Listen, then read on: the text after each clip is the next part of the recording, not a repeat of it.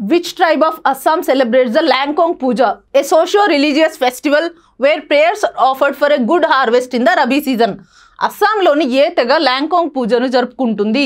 ఇది రబీ సీజన్లో మంచి పంట కోసం ప్రార్థనలు చేసే సామాజిక మతపరమైన పండుగ. సో ఈ ట్రైబ్ ఏ పర్టికులర్ ట్రైబ్ ఈ లాంకాంగ్ ఫెస్టివల్ని జరుపుకుంటుంది అని అడుగుతున్నారు. మనకి ఇక్కడ ఆప్షన్స్ ఏమున్నాయి?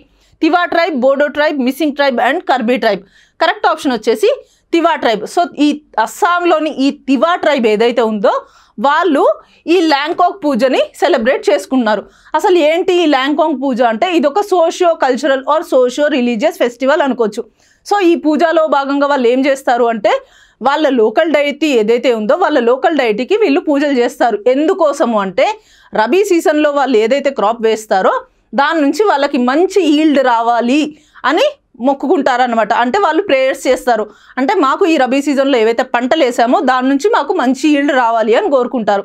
And at the same time వీళ్ళు ఈ పూజలో భాగంగా వాళ్ళ లోకల్ ఏవైతే డ్యాన్స్ ఆర్ మ్యూజిక్ ఉన్నాయో ఆ కల్చరల్ పర్ఫార్మెన్సెస్ కూడా చేస్తారు. అండ్ ఈ పర్టికులర్ పూజలో భాగంగా ఆ కమ్యూనిటీకి సంబంధించిన వాళ్ళందరూ కూడా ఒకే దగ్గర గ్యాదర్ అవ్వడం జరుగుతుంది.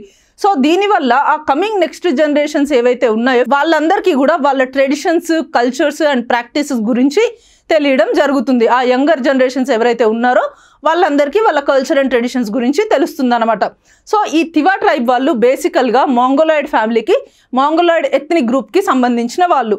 సో మనకి తివా ట్రైబ్లో కూడా 2 రకాలు ఉంటారు, ప్లెయిన్ తివాస్ అండ్ హిల్ తివాస్. సో ఈ ప్లెయిన్ తివాస్ ఎవరైతే ఉన్నారో అంటే ఆ పర్టికులర్ జాగ్రఫీకి సంబంధించిన వాళ్ళు, ఆ ప్లెయిన్ తివా ట్రైబ్ వాళ్ళు ఈ లాంకాంగ్ పూజని అక్టోబర్ నుంచి డిసెంబర్ మధ్యలో సెలబ్రేట్ చేసుకోవడం జరుగుతుంది. సో అది రబీ సీజన్ యొక్క క్రాప్ ఏదైతే ఉందో అది ఈల్డ్ మంచిగా రావడం కోసం ఈ ఫెస్టివల్ని జరుపుకుంటారు.